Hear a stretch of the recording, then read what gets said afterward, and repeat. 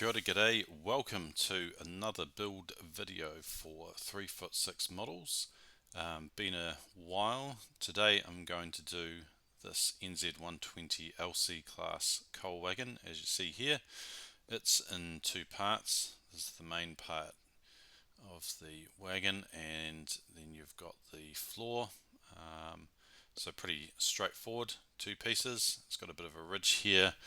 It fits on this Pico chassis, which is a 15-foot steel chassis, standard British Rail steel chassis, and the part number, as you can see here, is NR-122. These are available from quite a few different model hobby shops around the country, but N-scale Pico chassis fitting onto a 3D printed wagon. Reasonably straightforward. So the first thing I'm going to do is there's just a little bit of the supports left over from the 3D printing process. So I'll just get my file and very carefully file that. So it's a nice and smooth surface on the top ridge of the wagon. The LCs, obviously based on their name, were largely coal carrying wagons. They did carry other things obviously, but mainly in coal carrying. In the later years, of course, they got very bashed up, bent out of shape and so on. So yeah, you don't have to be too accurate. Obviously in its earlier days, it would have been a lot tidier, and the panels would have been nice and straight and not smashed up as they got towards the end.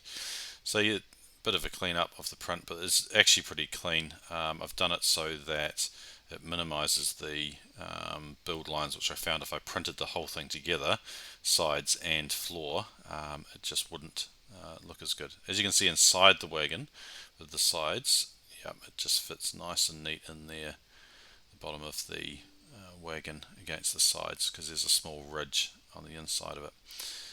So that's it. No, just kidding. You've got to put together the chassis now. So chassis comes with this nice little packet, a whole bunch of bits and pieces that go with that. As I just try and open this. Oh, lost the wheels. Got the wheels back, don't worry. So yeah, you've got the main part of the chassis. You've got two N-scale wheels, a weight which goes there, and then you've got those classic Pico N-scale couplers, and two covers that are on that sprue there, so we'll cut those off. The other thing, of course, is because this is originally a British model, it's got those buffers, so we're going to cut those off. A bit of the braking detail on the side as well, that'll come off too, to make it more NZR like. And yeah, same at the centre, we'll cut off those buffers. So I'll just get my snips and we'll snip that back so it's nice and flat. The ends of the chassis fit neatly up against the ends of the 3D print, so it all fits together nicely. I've basically rejigged this design so that it all fits together with minimal fuss. So yeah, using my snips, cut the buffers off, because we don't believe in buffers in this country. There you go, so it's all flat one end, and do the two buffers at this end too, cut those off. 1, 2. Alright, and then they fall onto my mate. So I just give this a little bit of a file just to flatten that end out a little bit, and likewise with that end too. So yeah, so it's all nice and flat there, and it'll fit inside the wagon ends, the sole bars at the ends. So that's the chassis itself. You can cut some of those bits and pieces off. I like to cut the brake handle thingy, because that's obviously not a New Zealand thing at all. You don't need to have that there. So yeah, just get at it with my snips. It's a nice plastic that these are formed in. So I'd say pretty straightforward in terms of how yeah, you just go snip those off. So pretty straightforward to remove those, and yeah, you can do a little bit of cleanup with your file.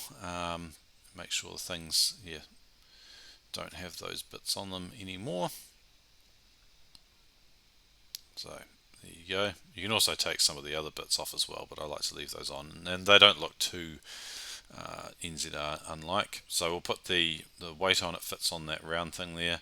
I'll just pop out the bottom of the wagon again, and then yeah, it just fits nicely over the top. So because of that ridge in the base, which you can see there, the weight on the wagon just fits neatly in that ridge. You've then got we won't glue that on just yet. You've then got to put the couplers on either end. Trick here is to make sure that you've got them facing the right way. You don't want to glue them down in the wrong way around. So yeah, a couple of dabs of super glue there. That'll hold the weight in nicely. Put the weight on there. Yeah, straighten it up. And then of course you want to get your couplers in. One coupler that way. With these couplers you can't exactly see it here, but I've got a little pin that faces down towards the track, so that's the way to remember which way around they go. I'm just going to cut the covers just off the sprue, so I'll get rid of the sprue there.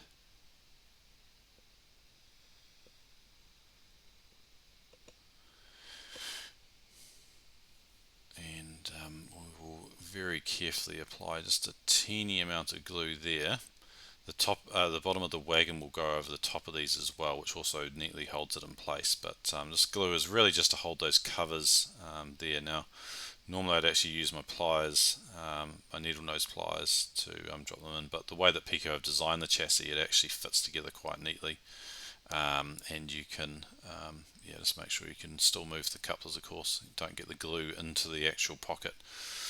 Just put that over the top, and there you go. You've got couplers on your wagons. You can use other styles of couplers. I just use the ones that come with them because often the LCs, of course, were in big long rakes, and yeah, a bit more super glue here.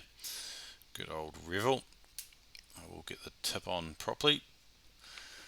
They're in big long rakes, so you have you know, quite a lot of them, and I just like using those standard Pico couplers because they don't look terrible, but they also work very well, which is key for, you know, a good running wagon.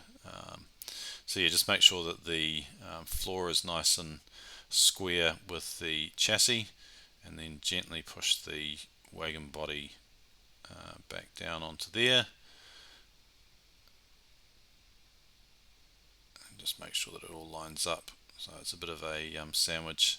Check the couplers move. Yes, they do. That's the important bit.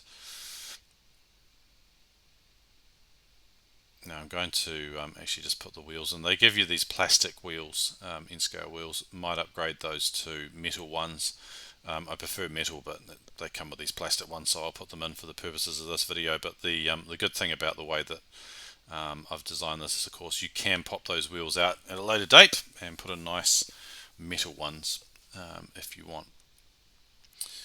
Do a quick test, move some forward, just make sure the thing's still lined up. That's the key here, is making sure that floor is lined up with the chassis, so that it all fits nice and true. So that's good, that works, excellent. And now we'll get the wagon body back onto the wagon. Another check just to make sure it's all lined up. Been painting my shed, that's why I've got paint on my hands, in case you're wondering. It's not because I don't shower. And just fit it on. Now the sole bars should be just below the lip of the wagon, so you have to be careful not to push the floor up too high, otherwise the couplers bang into the edges too much, and then of course that becomes a problem when they go around corners, etc. But there you go, it fits nicely all on the inside. Now I'm going to paint it pretty much just like this, so that it will look nice and uniform when it's all painted in that NZR red. So that's it. That's an LC and NZ120. Easy.